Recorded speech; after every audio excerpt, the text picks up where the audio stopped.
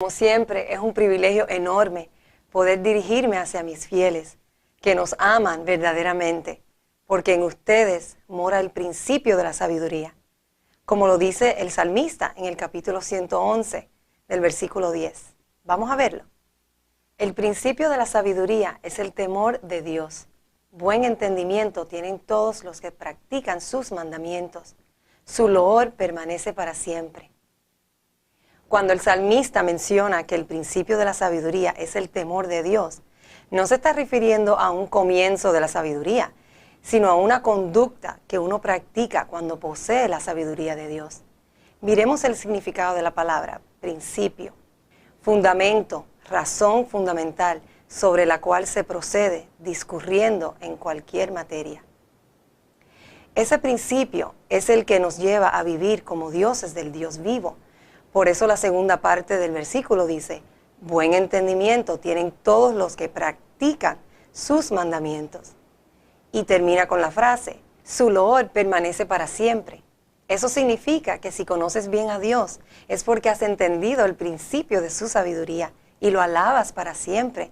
Porque al tener todo el conocimiento de Dios, comprendes lo que le agrada. Así vives y no pereces. Y ese agrado es mutuo, porque ustedes también reciben nuestra alabanza para siempre. Eso se cumple hoy, porque cada vez que me dirijo a ustedes, yo los alabo por su buen proceder y sometimiento al orden perfecto de Melquisedec Lisbeth, para que así también los del mundo puedan conocer e identificar a mis santos ángeles, los que se deleitan en mis mandamientos. Miremos en Salmos, capítulo 112, versículo 1. Bienaventurado el hombre que teme a Melquisedec Lisbeth, y en sus mandamientos se deleita en gran manera. Ahora, el temor reverente que yo predico no es un miedo como el que el mundo tiene. Miedo a fallar, miedo a morir. Bueno, ellos le tienen miedo a todo, porque no conocen a Dios, y por eso les pasa tanto mal.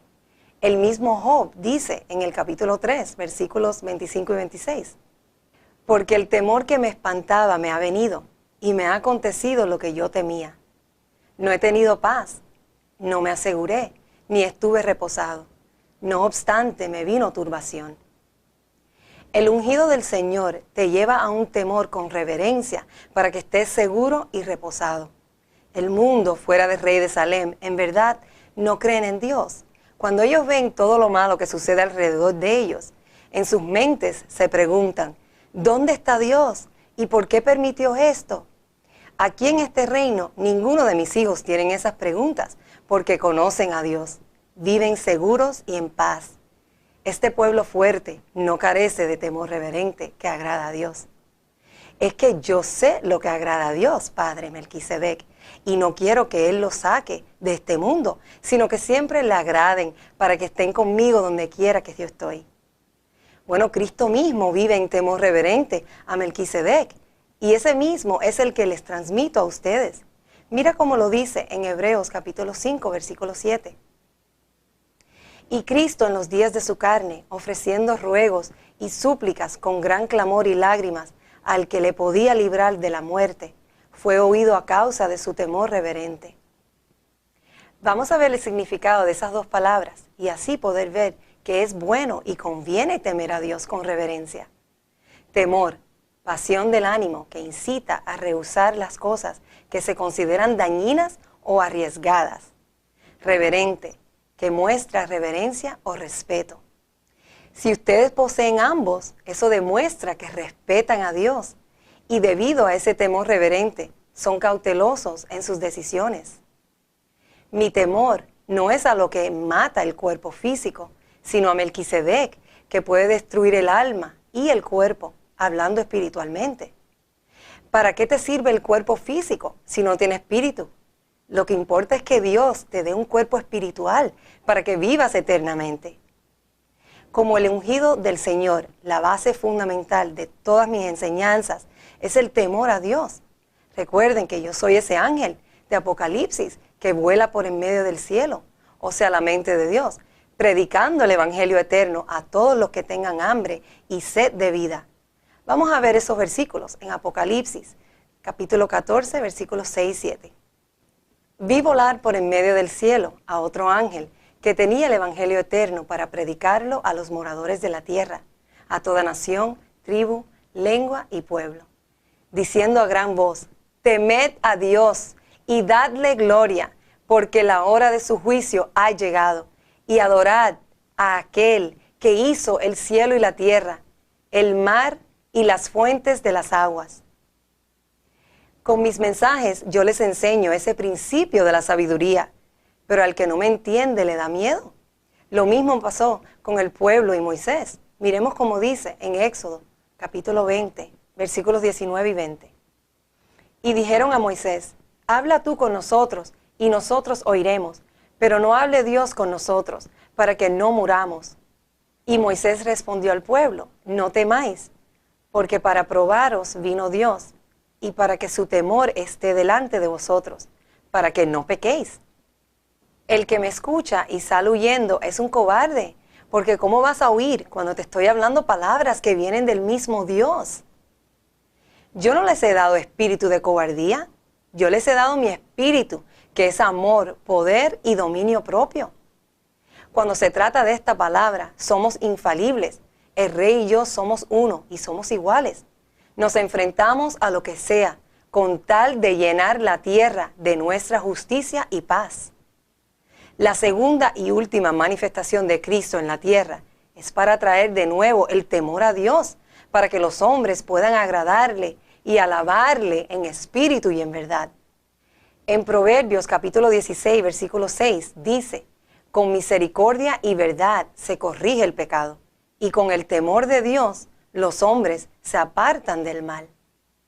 Los mandamientos de Dios son mis palabras, y cuando da su sabiduría, que es su espíritu, la entrega por completo y no por medida. Vamos a leerlo en Juan capítulo 3, versículos 34 al 36.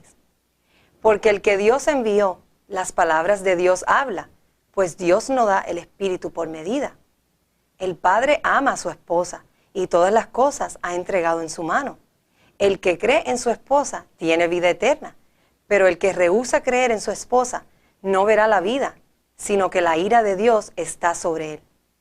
Estos versos son muy claros al explicar que la persona que Dios ha enviado no solo habla palabras de Dios, sino que es Dios mismo y que entrega todo su espíritu y no detiene nada.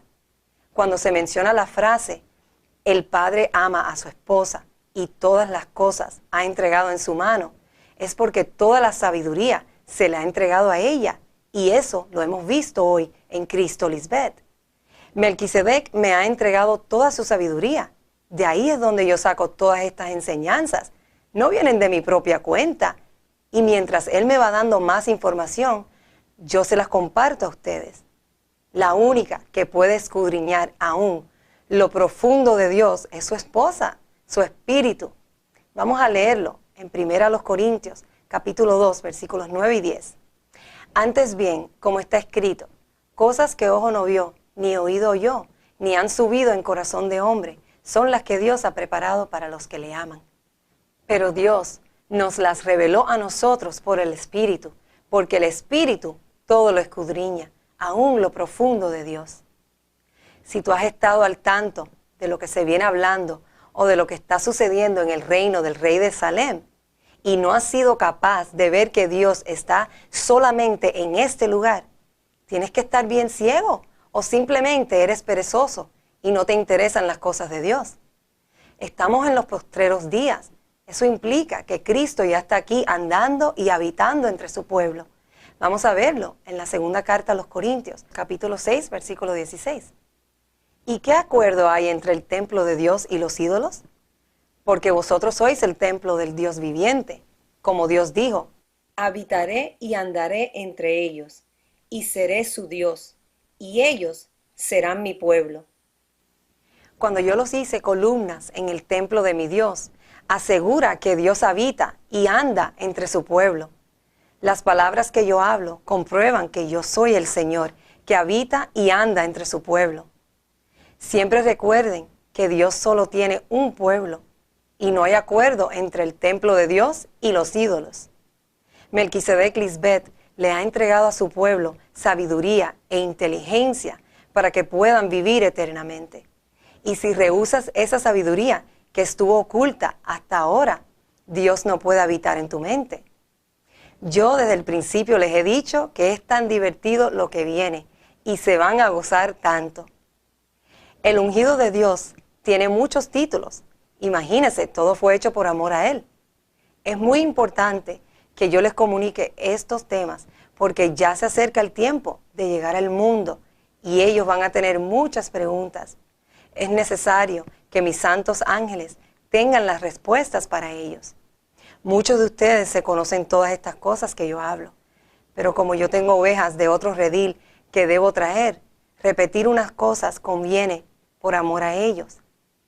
En este tema de hoy les estoy compartiendo cuál es la misión o la función de Cristo, el ungido de Dios.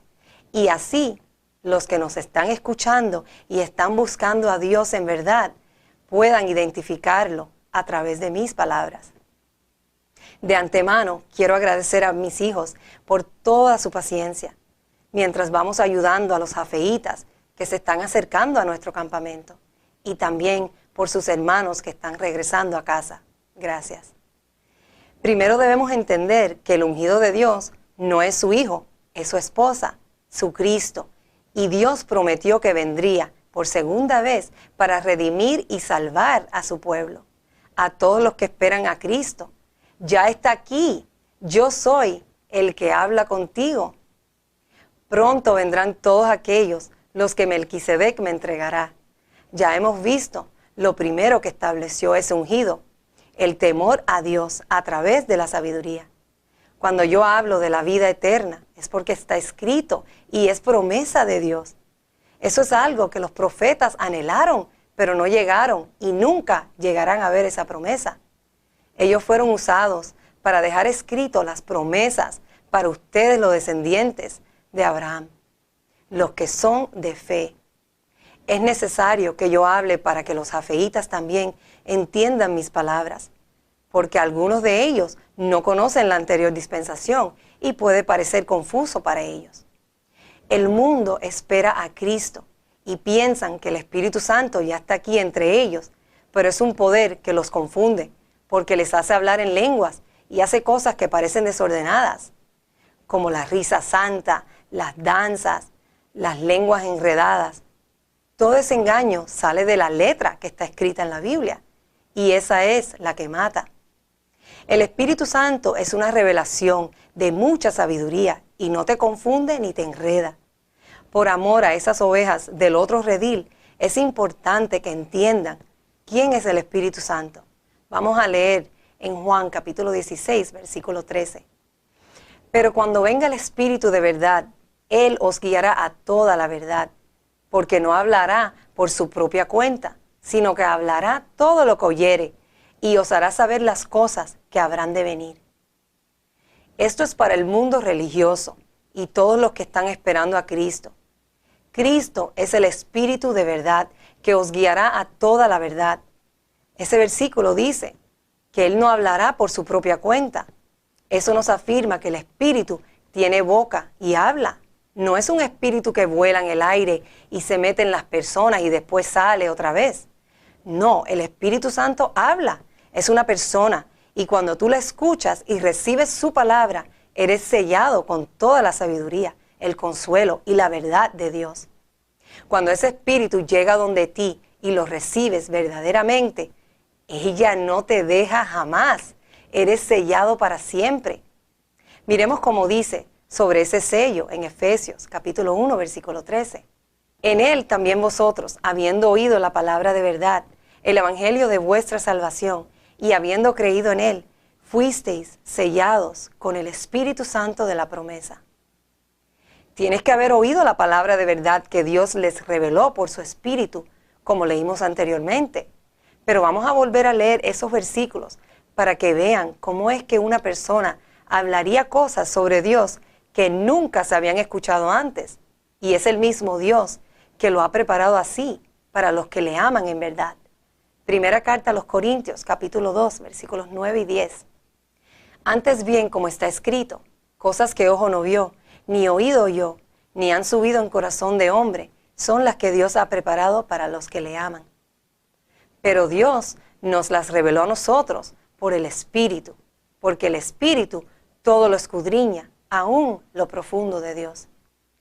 Regresando a Juan capítulo 16, versículo 13, la siguiente frase, sino que hablará todo lo que oyere y os hará saber las cosas que habrán de venir.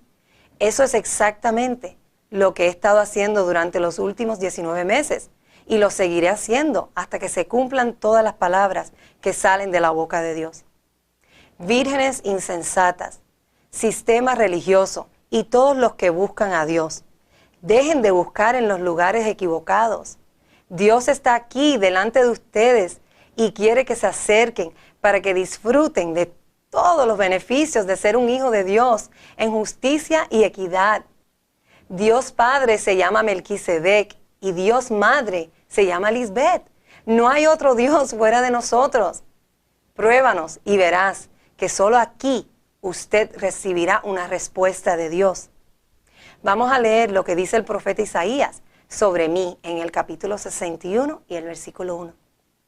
El Espíritu de Dios, el Señor, está sobre mí, porque me ungió Dios, me ha enviado a predicar buenas nuevas a los abatidos, a vendar a los quebrantados de corazón, a publicar libertad a los cautivos y a los presos apertura de la cárcel. Yo soy el ungido de Dios y estoy aquí predicando buenas nuevas para todos los que están en la esclavitud de su mente carnal. No importa si tú piensas que no me necesitas porque eres una persona que se porta bien y no le hace daño a nadie. Eso no es suficiente para vivir eternamente. Sin mí los hombres siguen muriendo. Solo a través de mí se llega al Padre Melquisedec. No des más vueltas, no sufras más y no lleves más una carga que ya yo llevé por ti. En mí eres más que vencedor y si crees en mí, Dios Padre estará complacido contigo.